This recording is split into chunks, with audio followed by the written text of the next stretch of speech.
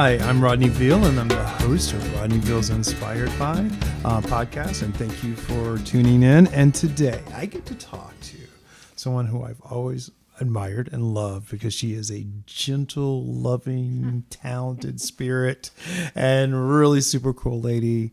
And I told her that she is the only person that I own 4 pieces of her art in my house. I have the largest collection of her art.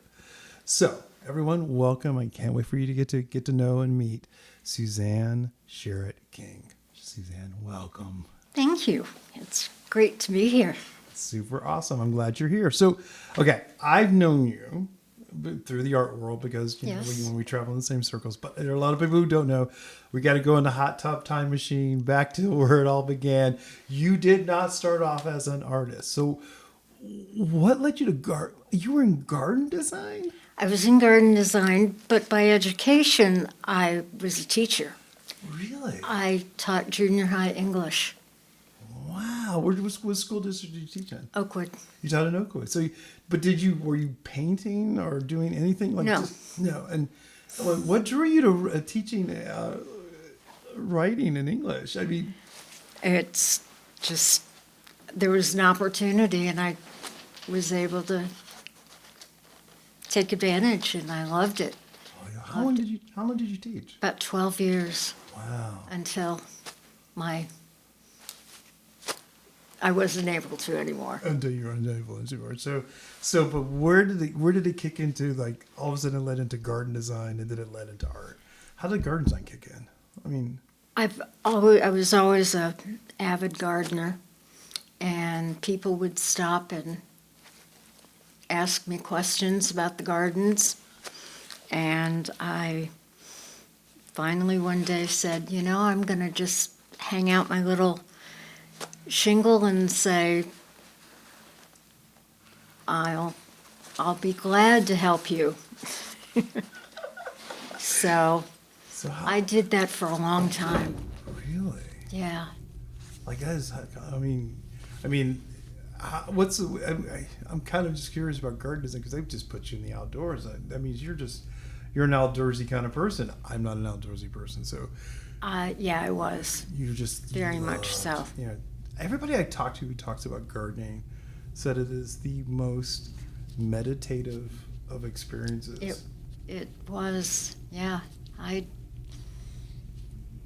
did it 24/7, it seemed like.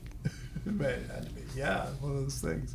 So, okay, you're doing gardening design. Were you just kind of sketching and painting? I mean, I'm trying to understand, how... No, there was no painting. None. Ironically, my garden business was called Paint a Garden.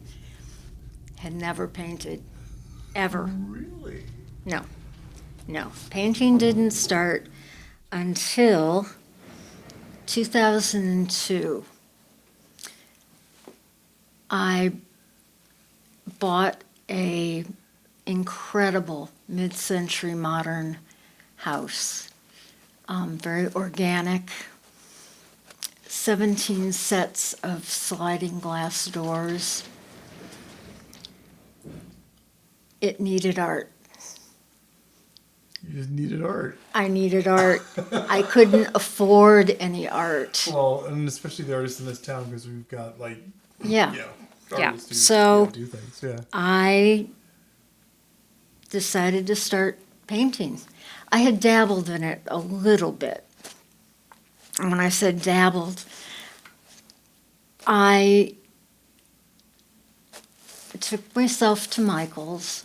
I bought a bunch of craft paint and a flat piece of something to paint on and started that way. And I'm completely self-taught. Oh, way. I honestly thought that you were teaching art in school. I mean, this is it's just an intuitive. You're not the first person to kind of make that assumption. Yeah. Okay, but so no, which speaks volumes about your creativity and the way your mind works. You do realize you. that, right? Yeah, well, come on. I mean, I own 4 pieces of your artwork. I'm like, it's fun. It is really fun. So, I mean, just picked it up. You got to fill a house full of art. I love it as a mid-century house, by the way. That's pretty cool. But just, wow. Yeah. 2002. I copied work from famous artists, from magazines, from anywhere I could find work, and I copied it. Some turned out great, some was just god awful. But that's the thing. I don't think artists even talk about that.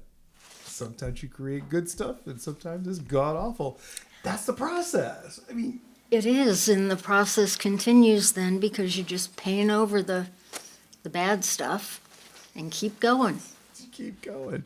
So when did you start showing the work? Did you it was in your house? What inspired it all of a sudden to go from inside the house to outside the house? Well, Kind of curious about that. I had a party at my house. It was a retirement party for a teacher. And I had a lot of people come in and look at the work. And you might remember Kay Carlisle. Yes, I remember. Kay was the art teacher at Oakwood. Right, yeah. And she encouraged me to show my work. At that point, she was at the cannery. Mm-hmm. I went to the cannery and showed work, sold work, made some good connections. She knew. Now, Kay's not the one to sniff at, because if Kay didn't like it, she'd tell you about it. Yes. Yes, she was not shy. No. Letting everyone in the audience know, Kay Carlisle was definitely, I will tell you if that works or not. So, But she was a delightful woman. So I remember, for folks who may not be from Dayton, the cannery, it was really interesting. It was like this kind of, it's now residential, but at one point it wasn't residential. Yeah, big, huge open space and divided by makeshift portable walls. Yeah. And I do remember that. Yeah. yeah, it was great. It was a great time. So it's like you just kind of leaped into this world, and how did that feel? I mean, because it's really interesting that, Well, you go from teaching to gardening, and now it was like here I very am. surreal. It was fantastic. I got to meet a lot of people, and one of the people that I met was the famous Mike Elsa. And Mike always told me repeatedly, "You got a chance, kid. You got a chance." Well, What do you mean by you got a chance? with my art, Yeah. he invited me to go on a little trip with him. We went to Atlanta. He was taking art to some galleries that he already had relationships with, and he was also trying to get some new ones. So he picked me up, and when he picked me up, he said, "Where's your art?" I didn't have any. I ran inside and I grabbed a piece. I watched him do his thing, the consummate salesperson. And the last place that we went, he told me to get my art, and he literally just had me talk to this wonderful gallerist who was not interested in my work at the time. And that was fine. But he encouraged me to find a gallery. So I, with the same piece of art, went to Columbus and walked up and down High Street and found a gallery that I thought would be a good fit for what I was doing. I was creating my own work at that original art at that time. And formed a relationship with the Terra Gallery in Columbus. And I was there for quite a while. Wow. I mean, you just beat the pavement. I mean, it's that's a gutsy move. You do realize it's kind of gutsy. I mean. Yeah, well. I mean, come on. I mean, wow. Like, you just went for it. I did. Oh, my God. I did. One of the other great things that happened to me, at the time, DVAC was doing their gentle critiques, and people could bring in a piece of art, and I did, very sheepishly, brought in my piece of work, and I had multiple pieces. Then, at that point, you're like, okay, Yeah. But it's daunting. Critiques are daunting, folks. I'll just let you know. But Andy Snow, Terry Welker, Joel Whitaker, all were there, looked at my work, were incredibly encouraging. This was just prior to the art auction. Told me to put a piece in the auction. I did. Well, what a night. The piece sold for $700. Now, little did I know, I had some very nice friends who were going back and forth and bidding it up. They could afford it if they ended up with it, but they didn't. I still don't know who bought it and where it is, but yeah, I was on a roll. That is, what I mean. That's what I'm loving about that, because that's why I say it takes. I've been doing this all my life, and I dread critiques. Like, dread them. I would be like anything but a critic. I'm sick that day. I would just try to avoid it in college. And you did it. I'm like, I'm impressed. Like, that impresses me. That tells me everything. Ignorance is bliss. So you just kind of went with it. And you had the heavy hitters. So, folks, Joel Whitaker, Terry Welker, Andy Snow, they are like the heavy hitters of art making. They are. And they know their stuff. They really know their stuff. They were so kind. Yeah, no, it was more than kind. They knew. Well.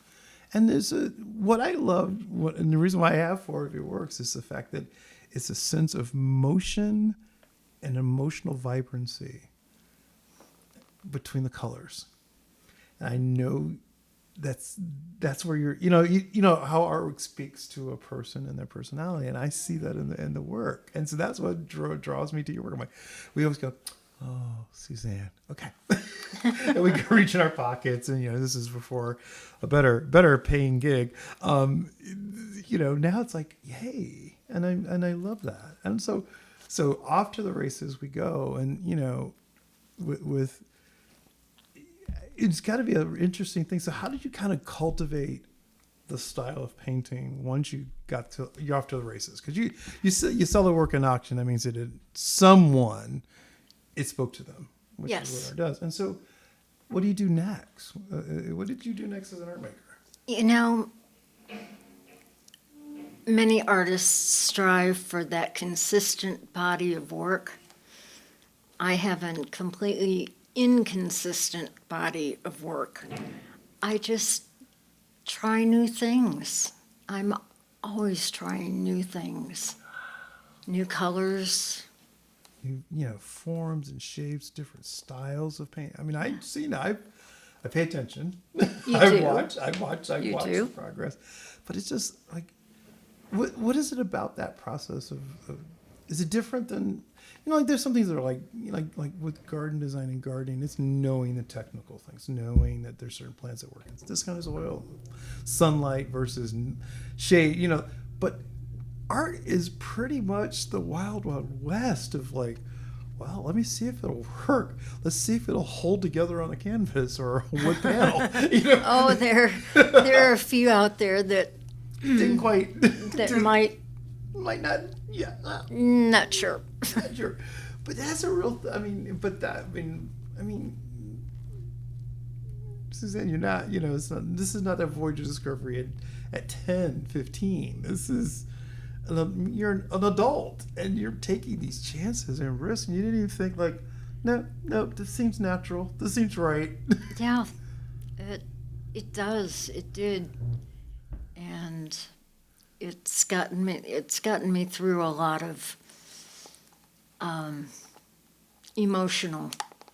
Yeah, and we talked about that. We've talked about that, and you had the automobile accident. Yes. And I remember that, and that's just for most people that would have been like, what, no, you kept going. What do you say to people like when you think back about that, like that time? I don't. You don't. No, it's fine. I had to change how I worked. Believe it or not, I used to work on my hands and knees. Yeah. I never used an easel. Really? I don't know why. It's just how I felt comfortable. And I mentioned that beautiful organic house with all the beautiful windows, and I painted in the smallest little area in the basement Just with fluorescent lights. I felt comfortable there. It was kind of like a little cocoon. interesting. And that's how and where I painted.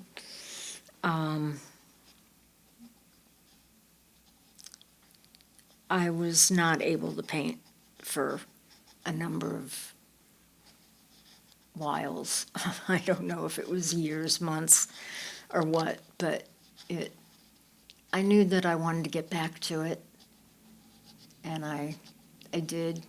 I then started painting with small canvases on my lap, Okay. because that's all I could do.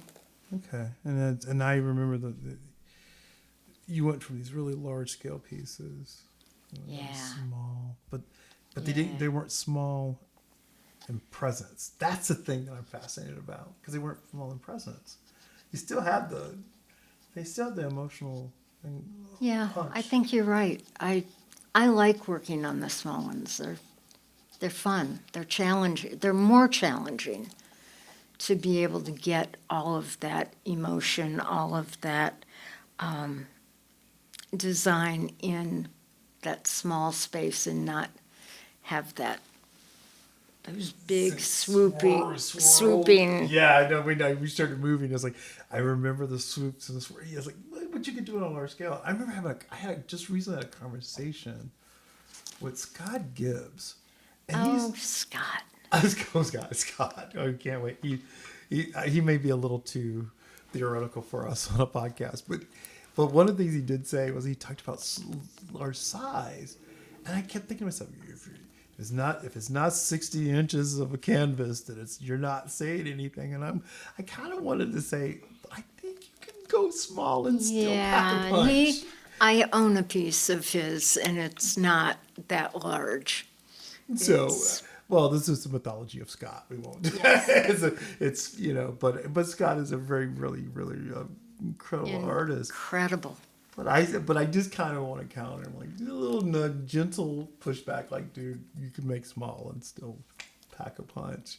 And your work does that. I mean, you Thank you. still pack a punch. And so you didn't let the accent stop you. You just waited your time, to what, like when it feels right. I mean, as opposed to, I think you have a healthier approach to art making because you're not basing everything on the art making. Do you know what I'm saying? Like, Yeah, that's a good way of looking at it. yeah. I mean, because because it's like some artists, like, if I don't dance, if I broke my foot, I'm like, well, I'll teach, I don't know what I don't know. Huh. I just do it. Yeah. And most of the time it works. Most of the time it works. And when it doesn't work, you paint over it. Exactly. So you've jumped back into how soon was a diagnosis of leukemia after you started going back into painting? I'm sorry to kind of that's like all right. the investigative journalist to kind of like I do my homework. You did. I do my homework. I do my homework. So About 18 months. 18 months in. Yeah. And I had the accident in 2010, and then the diagnosis, but yet again, didn't stop. Nope. I mean, you are still, and you like. I mean, you just. I mean, do you know what I'm saying? Like other, and I'm sure people, because I didn't ask about it. You told me. I knew, but it's not like some people like you didn't do a woe is me ever, and still don't do a woe is me. I mean, you may think that personally, internally, when there's not a camera or a microphone, but we all do. We're human. We are human. But I don't know. I just never had a sense of not a sense of no. Mm-mm. No. What good would it do me? I agree. I mean, because it's not stopping you from making art. I mean, No. So, see, what do you? I mean, because a lot of people that would just lay down. I mean, I think that's a. Nah, that's no fun. I like that. That's why we get along. It's no fun. That's why I just It's no fun. It's no fun. I mean, I told somebody asked me a question about, did I miss teaching? I said I was in the classroom for as long as I needed to be in the classroom. I impacted positively and negatively those who I needed to positively and negatively impact. That's interesting. Yes. I just took it from a different vantage point, but because the reason why I'm thinking about that is the fact that I get this pleasure in a couple of weeks of sharing a bill on a stage with a former student. Wow. She's come full circle. I've known her since the 7th grade, but now she was out dancing me in the 7th grade. So this is to be very clear. I just knew she was that talented. And has this flourishing dance career. And, It's fantastic. It's a weird sort of moment. Like, okay, maybe I can close the door on the performing part, but then it's like, I got to get the performing part back in the art part. So you know how that goes. Yeah. And so because I remember we were talking about getting you on the podcast, and I said, "Were you painting?" You said, I'm not inspired yet. You talked about it's not nothing sparking it. So how do you feel now? Like, is it still sort of in that non-spark phase, or is it just kind of still sort of in that non-spark phase? I tried painting last night, and I think it's the worst thing I've ever painted. But I have a friend who he's kind of my coach, and I always run things by him, and I showed it to him this morning, and he completely disagreed with me and told me I better not paint over it. So, I don't know. But it didn't... Are you your worst own critic? I mean, well... I think so. Sure. Okay. Sure. Well, I think we all are. Yeah. Yeah. We're having these conversations. But he told you, like, nope, you dare. Don't do it. I'm gonna throw something out at you just to consider, like especially when you're painting, like it's not right or wrong anymore. It's not good or bad. It just True. is. It just is. It just is. It's a weird. And it's a hard place to get to too. But I say that, and I'm gonna as I create. people continually ask me, what was I thinking when I painted this? And the honest answer is nothing. Nothing. Void of anything. You know, which goes into that statement I made about mythology.